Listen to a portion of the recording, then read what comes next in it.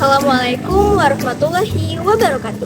Halo teman-teman semua, pada kesempatan kali ini kelompok kami akan membawakan presentasi hasil review jurnal dengan judul The Evolution of Chatbot from Simple Script to All Power Assistant.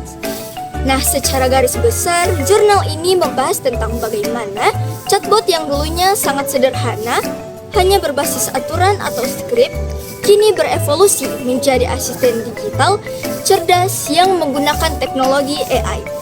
Dari judulnya saja, kita sudah bisa lihat bahwa fokus utama penelitian ini adalah perjalanan panjang chatbot dari sistem yang kaku menuju sistem yang lebih pintar, fleksibel, dan konseptual. Baik teman-teman, sebelum kita masuk ke dalam jurnalnya, penting untuk pahami dulu apa itu script dalam konteks kecerdasan buatan. Script di sini bukan hanya naskah film, tapi lebih ke dalam pola atau aturan yang sudah ditentukan sebelumnya untuk menangani suatu percakapan atau skenario. Misalnya di chatbot awal seperti Eliza, ia hanya bisa menjawab kalau ada kata kunci tertentu yang dikenali. Jadi responnya itu bukan karena dia benar-benar mengerti, tapi karena ada aturan, kalau ada kata ini, jawabannya ini. Nah, kelemahan dari script seperti ini adalah jawabannya kaku, gampang ketahuan kalau bukan manusia, dan nggak bisa belajar dari interaksi sebelumnya. Jadi teman-teman, jurnal yang kami review ini membahas tentang bagaimana chatbot berkembang dari dulu cuman sistem sederhana berbasis script atau rule based, sampai akhirnya jadi all power asisten yang lebih pintar dan kontekstual. Di dalam jurnal ini ada 4 fokus utama yang dibahas. Yang pertama, keterbatasan chatbot yang generasi lama hanya bisa jawab berdasarkan aturan. Yang kedua, inovasi teknologi modern yang bikin chatbot makin canggih. Yang ketiga, tantangan etis dan teknis. Misalnya, soal privasi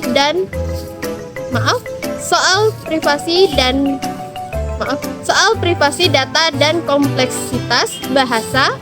Dan yang terakhir, jurnal ini juga memberi gambaran tentang masa depan chatbot, seperti kemampuan percakapan multi-turn yang lebih natural, integrasi, dan IoT, dan berdasarkan chatbot yang bisa peka terhadap emosi pengguna. Oke teman-teman, sekarang kita masuk pada bagian tujuan penelitian. Nah, di jurnal ini penulis menjelaskan bahwa tujuan utamanya adalah menelusuri bagaimana evolusi chatbot itu terjadi. Pada poin 1, evolusi chatbot. Tujuan penelitian ini yang pertama adalah menelusuri evolusi chatbot. Dari generasi awal seperti Eliza dan Perry, chatbot hanya bisa merespon berdasarkan aturan yang ditulis di skrip. Jadi, kalau ada kata kunci tertentu, barulah keluar jawaban. Nah, model lama ini jelas kaku dan terbatas. Penelitian ini menunjukkan bagaimana chatbot kemudian berkembang menjadi AI Power Assistant yang jauh lebih cerdas dan adaptif.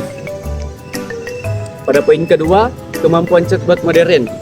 Tujuan berikutnya adalah menekankan kemampuan baru dari chatbot modern. Beda dengan sistem lama, chatbot sekarang bisa memahami konteks percakapan, menafsirkan maksud dari kalimat pengguna, dan memberikan jawaban yang lebih personal. Jadi, chatbot tidak hanya sekedar menjawab hafalan, tapi sudah bisa menyesuaikan dengan situasi percakapan, bahkan belajar dari interaksi sebelumnya. Jadi intinya, penelitian ini menunjukkan lompatan besar dari chatbot yang dulu hanya mesin aturan menjadi asisten digital yang pintar dan interaktif. Baik, selanjutnya kita masuk pada tujuan penelitian bagian kedua, yaitu membahas tantangan yang ada dan gambaran masa depan chatbot. Poin 1 yaitu tantangan. Tujuan penelitian ini salah satunya adalah menyoroti tantangan utama yang dihadapi chatbot modern. Misalnya, masalah privasi data karena chatbot yang sering mengakses informasi pribadi pengguna. Lalu ada isu ketika AI, apakah jawaban yang dihasilkan bisa dipercaya dan tidak menyesatkan. Dan terakhir adalah kompleksitas bahasa alami.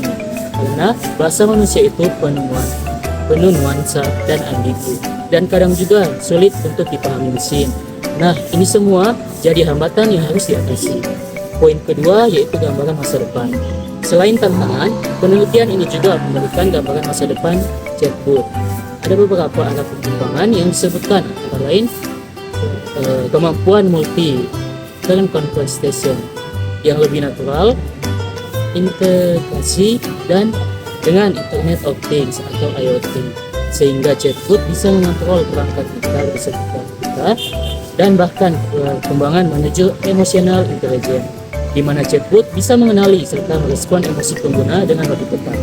Jadi, di bagian kedua ini, penulis tidak hanya mengutip salah, tetapi juga memberikan harapan tentang masa depan chatbot yang lebih pintar, lebih personal, dan makin dekat dengan tantangan di dalam kehidupan keseharian kita.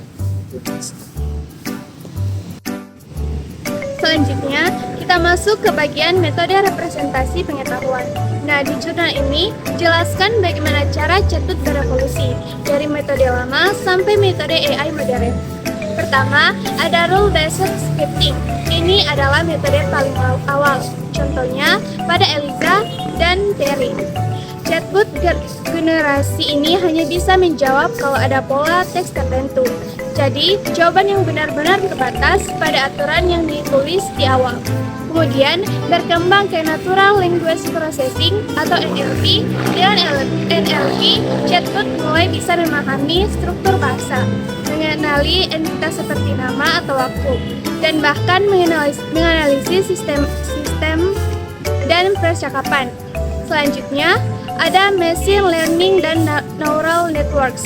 Di tahap ini, chatbot sudah bisa belajar dari data percakapan.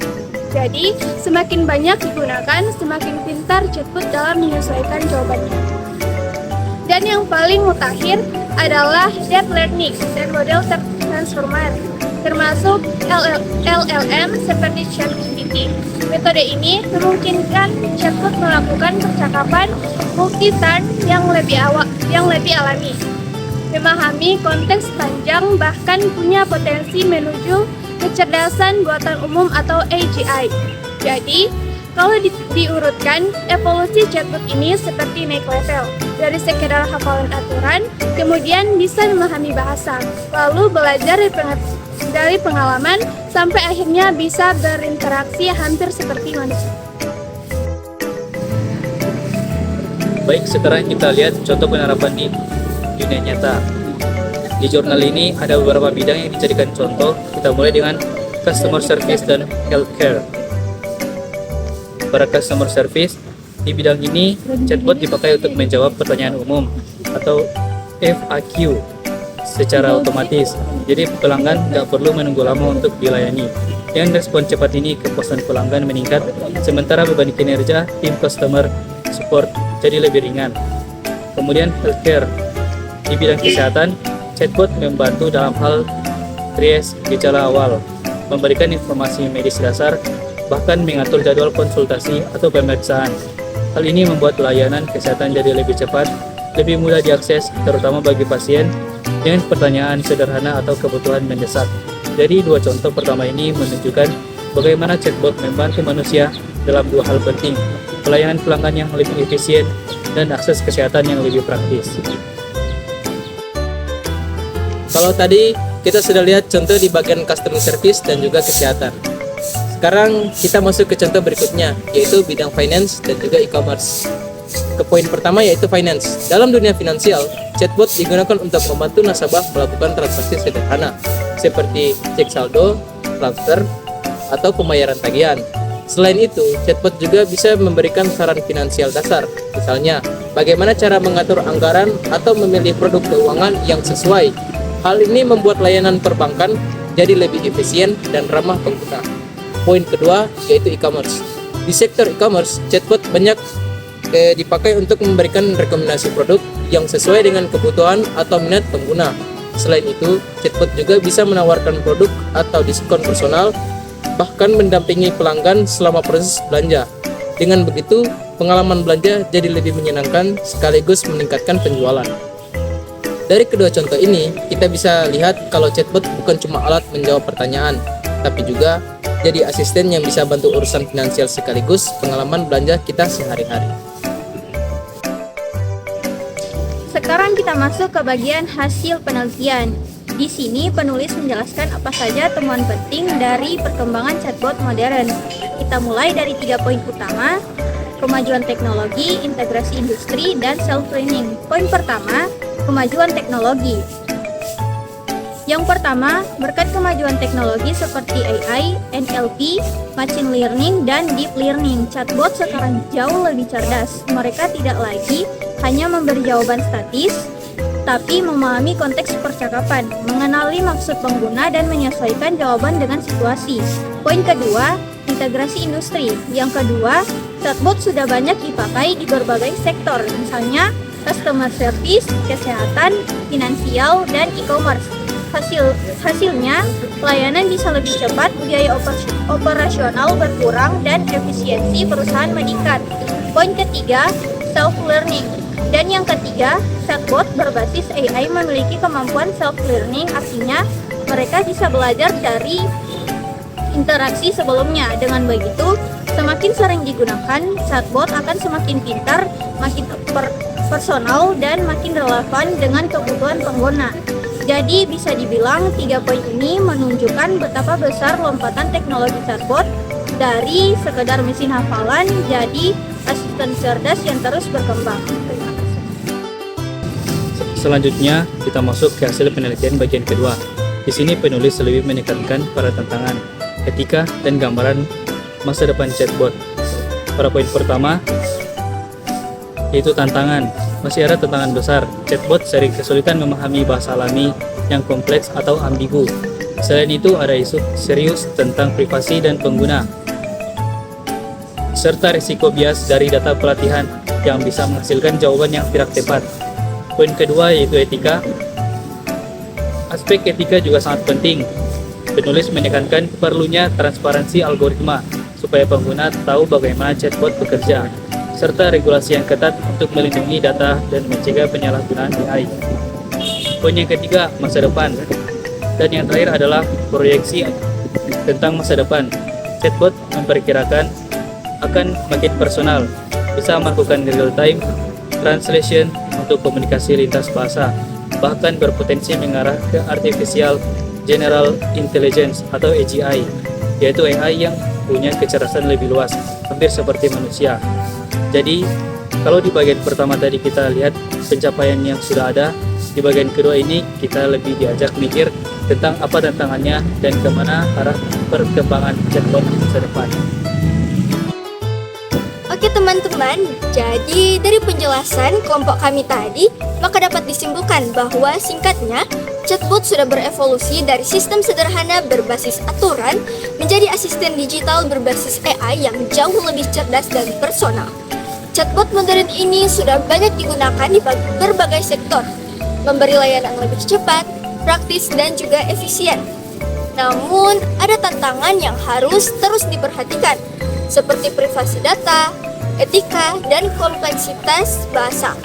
Kalau tantangan ini bisa diatasi, maka chatbot punya potensi besar untuk terus berkembang dan merevolusi cara kita berinteraksi dengan teknologi. Jadi intinya, chatbot bukan sekedar mesin penjawab, tapi asisten cerdas yang semakin dekat dengan kehidupan kita. Oke, demikian presentasi dari kelompok kami tentang review jurnal The Evolution of Chatbot from Simple Script to Our Power Assistants. Dari perjalanan chatbot ini, kita bisa lihat bahwa teknologi bukan hanya soal menjadi lebih pintar, tapi juga bagaimana bisa tetap bermanfaat, aman, dan etis bagi manusia. Terima kasih atas perhatian dari teman-teman, dan wassalamualaikum warahmatullahi wabarakatuh.